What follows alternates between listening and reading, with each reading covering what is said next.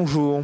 Bonjour. Nous allons parler d'un sujet qui est quand même, qui semble-t-il, serait bateau, mais qui ne l'est pas. Donc, en gros, vous utilisez un ENT, un gestionnaire d'agenda, et on va démontrer avec votre expérience comment on peut gagner des heures de cours grâce à une bonne gestion de l'administration scolaire. C'est ça? Donc, qui veut parler? Donc, le chef d'établissement ou le référent numérique? Alors, je vais commencer.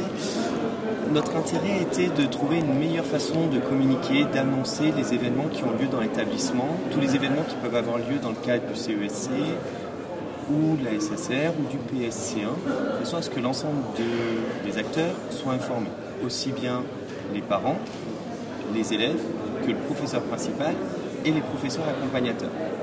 Pour cela, on a mis en place la création d'invitations qui sont envoyées par mail via une liste de diffusion qui informe les parents et les élèves de l'événement, qui les renseigne sur le type d'événement, l'horaire, la date et le lieu.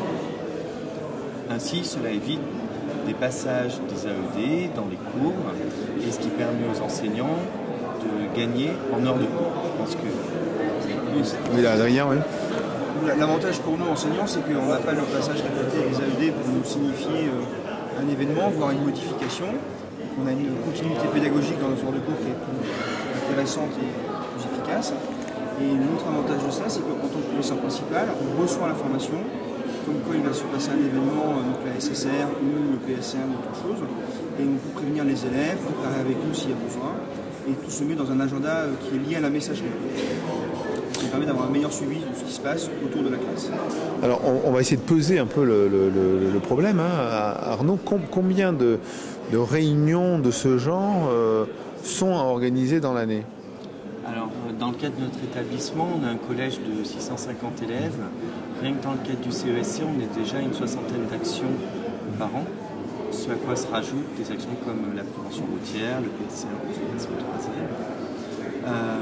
La traduction de ça, c'est un gain de temps qui est important parce qu'il n'y a plus du tout de rupture du cours pour donner de l'information. Donc aussi bien le moment où passe l'AED et qui coupe le cours, parce qu'on ne peut pas forcément passer au début ou en fin de cours, mais également tout le temps que peut passer l'enseignant à devoir donner l'information ou revérifier des signatures par an, des choses comme ça. L'idée étant qu'avec le mail arrive une invitation et la personne qui reçoit l'invitation a simplement à cocher pour valider et l'événement apparaît directement dans son agenda individuel. Si elle en gère un, ce qui n'est pas forcément le cas de tous les parents, par exemple, non, aujourd'hui, les enseignants peuvent l'inscrire dans les enseignants, oui.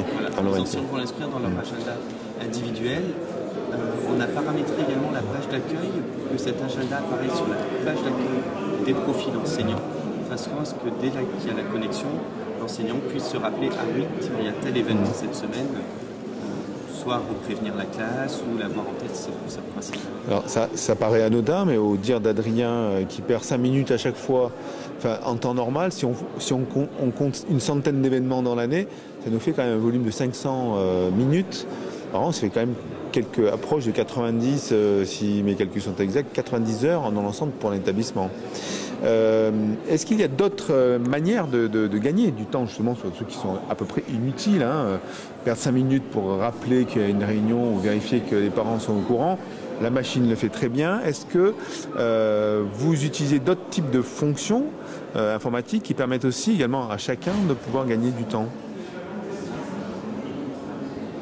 Oui, donc en fait on a aussi, c'est dans une continuité d'utiliser de plus en plus le numérique dans l'établissement, on a aussi dématérialisé le carnet de correspondance, ce qui fait que par exemple le gain de temps en cours, c'est un peu ça l'axe d'entretien, c'est qu'on va prévenir l'élève qu'on va lui mettre une croix, on les appelle une croix numérique nous, on ne va pas se battre pour récupérer son carnet de correspondance, en revanche à la fin de l'heure on va lui demander de venir nous voir, pour lui dire ben voilà j'ai inscrit la croix dans sa fiche et ses parents sont prévenus à J+1 pour laisser le temps à l'élève de prévenir les parents de l'incident. Donc on gagne du temps en classe et ça évite les incidents qui peuvent parfois dégénérer et ne pas faire cours pendant plusieurs minutes. Alors vous avez parlé de carnet de correspondance. Oui. Ce carnet de correspondance existe toujours. Donc on a encore quand même une coexistence de deux systèmes. Vous avez expliqué pourquoi, là c'est vraiment une question qu'on n'avait pas du tout préparée. Pourquoi le carnet de correspondance existe toujours alors que visiblement les outils de communication modernes tels que vous les avez expliqués permettent plus ou moins de correspondre avec les parents et l'élève. Il nous manque une dernière étape à franchir. On a dématérialisé la gestion des absences, des retards, des dispenses OPS, des punitions et des diverses remarques, la communication avec les parents également. Cependant, on reste au niveau d'un collège, donc on a besoin à un moment d'avoir une trace écrite d'un emploi du temps, notamment pour la rentrée et la sortie des élèves au niveau de la grille de l'établissement. Donc on pourrait finalement retirer le carnet et le remplacer par une carte où on aurait l'identité de l'élève et son emploi du temps. Oui, toutes les autres fonctionnalités du carnet de correspondance sont dématérialisées. Oui, c'est que le carnet de correspondance, c'est plus ou moins une identité de l'élève, il s'est utilisé que pour ça, donc autant effectivement résumer ça à une carte. Donc ça, c'est la prochaine étape? Ça pourrait être la prochaine étape, effectivement. D'accord. On travaille dessus. Vous travaillez dessus? Oui. Oui. C'est l'objectif, mais c'est vrai qu'il y a des pratiques qu'il faut changer, et au niveau des enseignants, des élèves et des parents. Donc ça s'accompagne. Là-dessus, on accompagne fortement les parents dans le collège aussi. Lors des réunions parents-professeurs, on leur explique le nouveau mode de fonctionnement. Pas non plus qu'ils soient un peu perdus par cet outil nouveau qu'est l'ENT. Donc voilà, il y a quand même un accompagnement ça fait 2 ans et demi qu'on travaille sur ce projet. Donc voilà, on y va petit à petit, on voit les défauts, les faiblesses pour essayer de corriger et d'ajuster au mieux. Bon, après, il y a un effort particulier à faire en termes de formation, des personnels, les CPE et autres, etc. J'imagine, ça c'est évident. Mais on voit quand même qu'on gagne des choses en termes d'heures de cours, on l'a dit dans un premier temps. On pourra peut-être gagner dans la fabrication des carnets de correspondance ou pas du temps inutile dans la paperasse, parce que c'est quand même ça a un coût, tout ça. En termes de coût, déjà le fait d'avoir dématérialisé toutes les parties punition, on s'aperçoit que les élèves sont plus dans je perds mon carnet quand j'ai trop de punitions, la gestion des doubles carnets, j'ai un carnet pour la maison et un carnet pour l'école. Donc toutes ces choses-là, on a vu qu'elles avaient fortement diminué. Donc, les carnets, on en a un par élève, mais on en a très peu en renouvellement. Contrairement à avant, chaque période, un peu avant les conseils de classe, où on avait des disparitions quand même de carnets, plus ou moins volontaires. Donc c'est vrai que ça a un coût. Et effectivement, le coût d'une carte ne sera pas le même coût que le coût d'un carnet. A priori, là, vous avez essuyé la période de transition qui est la pire quand on passe à la dématérialisation, qui est à la fois la juxtaposition de l'ancien système avec le nouveau. Ça a été peut-être un peu difficile cette période? Non, parce que en fait, c'est une période qui a été vraiment faite par étapes. La première année où on a commencé l'expérimentation, on l'a faite avec une seule classe. On a regardé un petit peu les fonctionnements, quelles étaient les limites, qu'est-ce qu'il fallait corriger sur un trimestre.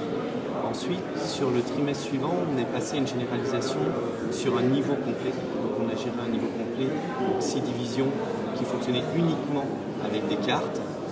Et là, il nous manque quasiment rien pour basculer effectivement l'établissement avec uniquement que des cartes. Là, tout le collège, là, on a généralisé à tous les niveaux. En fait, il n'y a plus de carnet, en fait. Il n'y a plus de croix dans le carnet. Il y a ce carnet encore qui nous reste à trouver une solution pour que ça soit plus facile à gérer pour la sortie des élèves du collège.